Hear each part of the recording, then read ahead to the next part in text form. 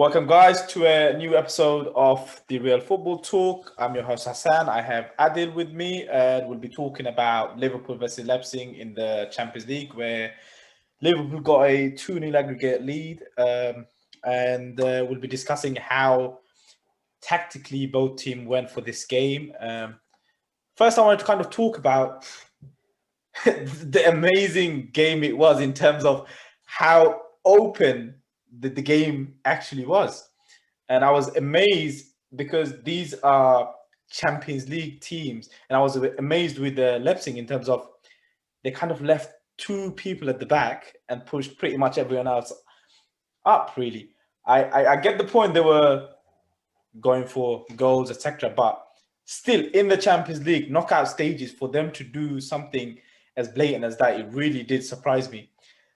Adil, what was your take on the game, really, and how they set up with regards to Leipzig, especially? Well, the strange thing is, known with these two-legged ties, you see something different in the second leg. And in the first, if you thought this was open, you just saw the first leg. I mean, the first leg is one of the most open and defensively poor Champions League games I've seen. Leipzig went gun-ho and Liverpool went gun-ho. And really the 2-0 first leg lead was only down to the fact that Leipzig was just slightly, and I mean slightly more naive than Liverpool in the defending in the first leg. So it was one of, it was an astonishing match in that sense that both teams literally were at sea every time they attacked each other. And, it felt like there's going to be a clear goal scoring opportunity every time Liverpool attacked, every time Leipzig attacked, and both teams missed, clear-cut chances. This game was a bit more, a lot more in Liverpool's favour. But again, the surprising thing is Leipzig done nothing to change from the first leg. I mean, they still done that thing of suicidal defending with two at the back loads of times, even from in the first half when it's 0-0 still. I mean, the first chance Salah had, he had both Leipzig players in their own half. Yeah, 5 yards in. And, I mean, even in Sunday League, people don't do that, where they had 5 yards into the opposition half, and I was just like, I mean, that is Nagelsmann's. Nagelsmann is fixated about attacking and taking control of a game through attacking. So everything he does is working around attacking. So when you come up against better team, it looks terrible and you get exposed, and that's why he's had quite a few thumpings in even with Hoffenheim. He's lost big against big teams, and then now with Leipzig, I mean, he's had big losses. But the benefit to that is, and you see it in the Champions League semi-final round last year, is they have a never say die attitude. They play without fear, and it ultimately comes down to, if they put away their chances, then they become a very hard team to beat. Losing Warner, you can tell the difference is they're just not, getting that lead and then maybe playing slightly more tactical off having that lead. So I think that was the biggest thing is they never got the lead, so they could never dictate to Liverpool or sit back. So they carried on just playing two at the back. But the thing was, they played three centre-backs in the system, and half the time Klosterman was always up the pitch, Mukiel was always up the pitch. It was always Campbell or Adams, someone else coming back as the second defender. Someone just dropping in there to kind of make it that two people or something. Yeah, really. It's one of the other, and it's like you'd expect it from three centre-backs, you'd expect two of them to be the ones sitting back. At least, yeah. Yeah.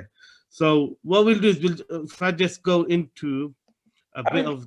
You can do you maybe think he was kind of trying to overcompensate with regards to attacking because they don't have a clinical striker or so?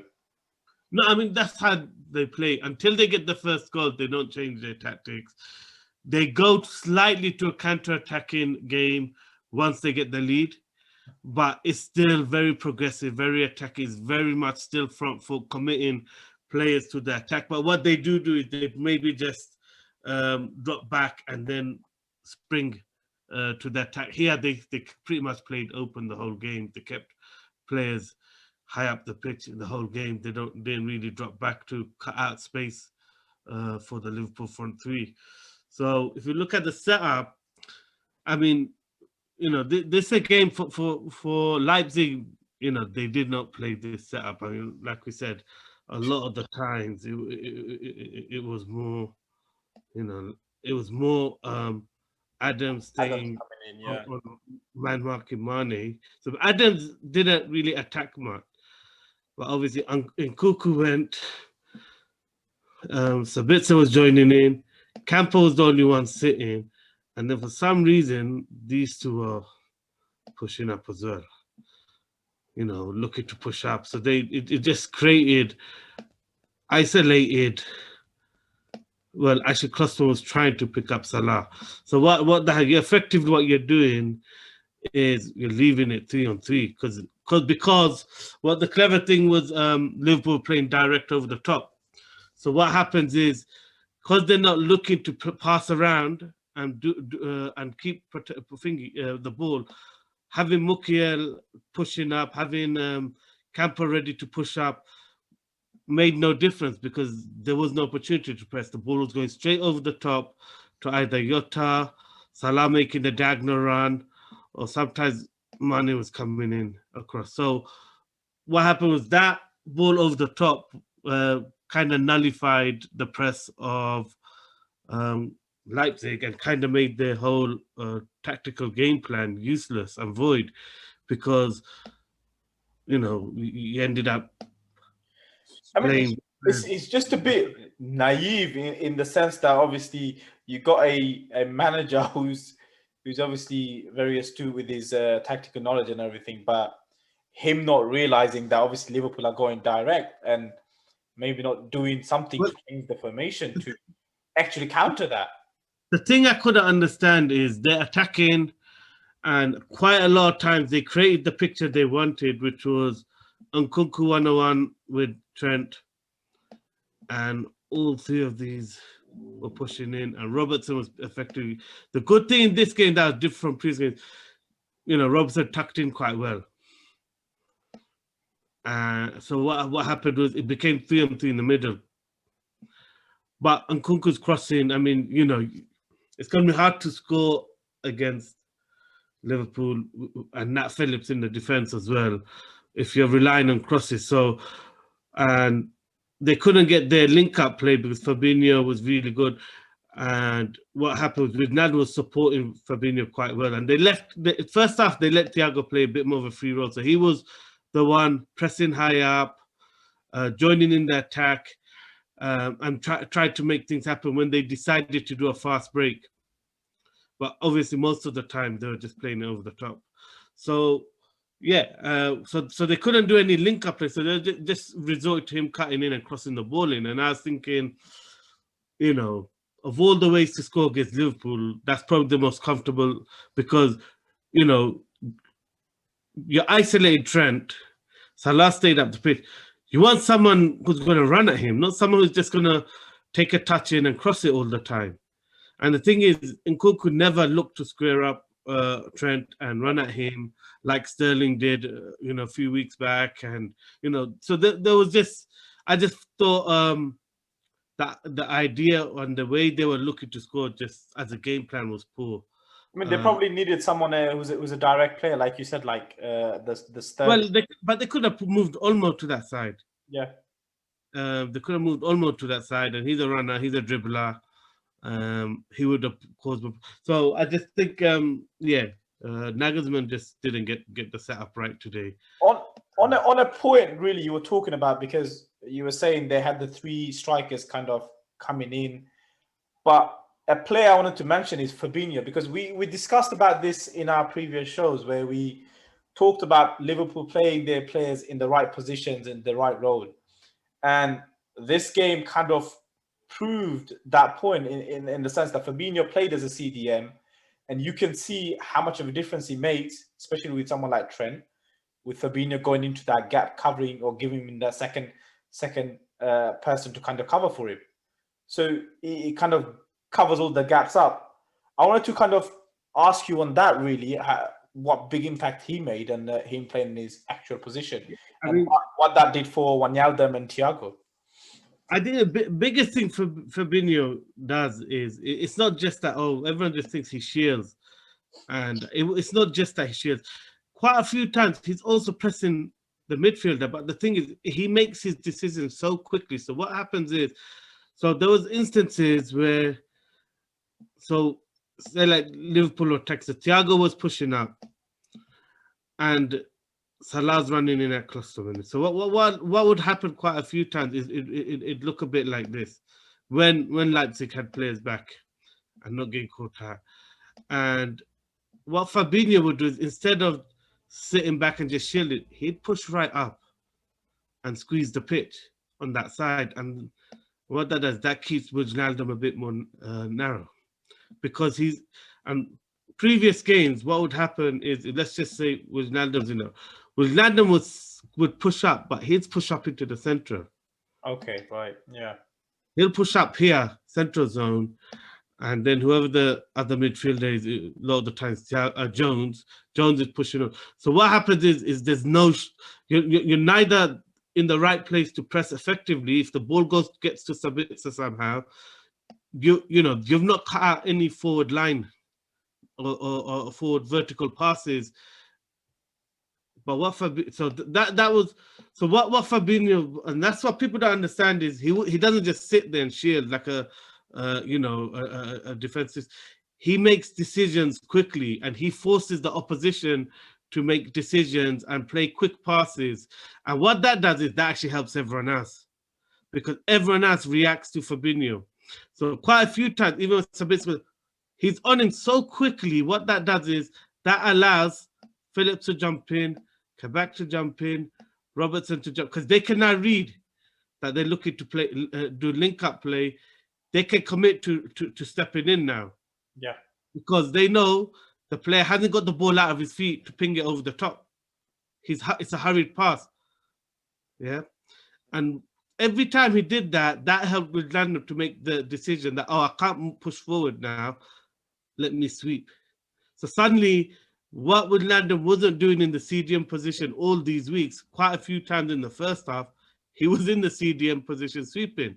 But he was forced into it because Fabinho's made the decision for him. So I just think he does more than just shielding. Then obviously, when the opposition move into their half, he's very good at cutting out the balls coming into Pulisic. So it allows Kabak and everyone to kind of play a slightly deeper line. From here, it also shows that, Wijnaldum kind of gets more space as well provided for him because of that scenario. And then he can do what he does, where he drives at people, opens up the space, and then plays that pass off to kind of create the overload. That was in the first half. It was very much more like a 2. It was more like this, and Thiago was given a free license. And then as soon as Leipzig made their changes, and they took Campbell off and just had the one midfielder sitting, then it became Thiago sitting and Wijnaldum pressing in on Sabitzer.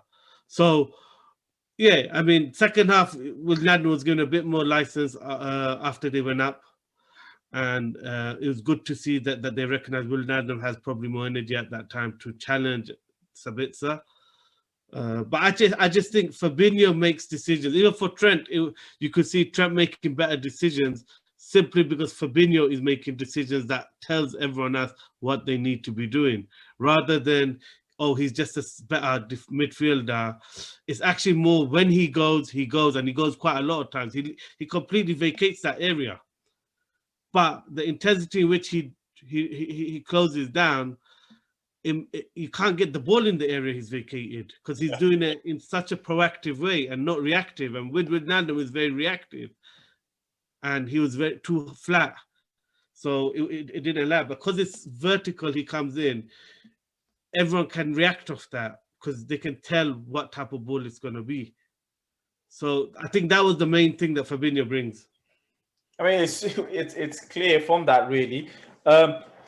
With regards to their back line, because obviously that's 2 games in the Champions League now, both of these guys played, 2 clean sheet, and when they come to the Premier League, it seems to be a real struggle. Was it more down to the fact that Leipzig were poor in their finishing, or was there actually credit where it's due that both of these guys and Fabinho, especially the impact he has, it's down to them really in terms of keeping that clean sheet?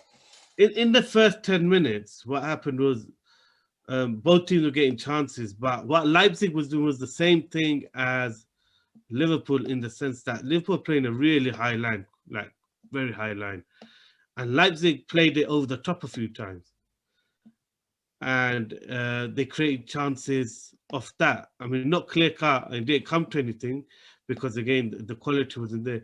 But what that did, that actually made Liverpool quite nervous. But they didn't do that. They didn't continue to do that. They went back. They went to playing feet, moving the ball across to Nkunku every time, and then Nkunku crossing it in. I felt if they stuck to that game plan of trying to get Olmo in on the angle, that would have worked. But they never had the personnel to really, because you got Nkunku who wants the ball to feet, Forsberg who wants the ball to feet. You got Poulsen who wants it in the air but straight at him. He's a target man. He doesn't really have the. But he's running behind. Really going to challenge against Phillips and Fabinho. The only real threat in behind was Olmo, so I don't think they had the personnel really to, But when they did at the first 10 minutes, when they did play a few balls of top, it caused Liverpool problems. It made them panic, and it looked like, okay, this could be a game on knife edge. But then they didn't stick to that, and they went to trying to, I mean, do you think maybe they needed a goal to kind of give them that belief to keep going, because it wasn't coming? Do you think they just kind of tried going to different ideas and thinking it's not working, we should do something else? I mean, every team needs a goal, innit? When it's 0-0, you saw with Liverpool, as soon as they scored the goal, suddenly they're taking, it's not as the attacks weren't as fast paced. They're taking 2-3 touches. They're picking out players. They're controlling it now. And before, it's just quick, fast attacks. And I felt Liverpool, a lot of the chances came too quick for the players because they're not on peak form. So having to do things on the sprint was what's making them miss the open goals and the clear chances, was because those, it's ball over the top. They're at full pace. And as soon as they scored, suddenly it's 2-3 touches, forcing the press, playing around the press, running in behind in the gap that's left behind. That only came from the confidence taking the lead. It seems like there's plenty of positives for Liverpool to take from this game with regards to the performances from Fabinho. You got Salah scoring, Mane scoring. I think one player I wanted to mention is Jota. Yeah. What does he bring into the team? Because obviously Firmino's injured now, so he's starting. We saw what he could do before he got injured. What does he do different to Firmino that, affects the game really? I was just going to mention about what Jota brings. What Jota brings differently from Firmino. Firmino is ultimately, when he's linking up the play, he's playing back towards goal. He's not looking to take it onside on. He's not looking to turn the defender. So when he's playing, what happens is that the whole idea is the center defender goes in, they'll play it off, and then the ball will come in on the angle. Salah or Mane will run through, yeah. Now, what's happened is, and we mentioned it previously, is defenders aren't bothering even closing that space. So what's happened is that Firmino, there's no more on a pressure on Firmino to actually receive it, turn face, and make something happen, which he hasn't had, because he's off form, he ain't been doing. What Jota brought to the attack was he brought second and third phases to and kept Mane and Salah. So quite a lot of times when Fabinho comes in, what happens, because the ball is going backwards, always the ball is getting played backwards. What's happened? Salah has made his run, Mane has made his run, and now they're too narrow.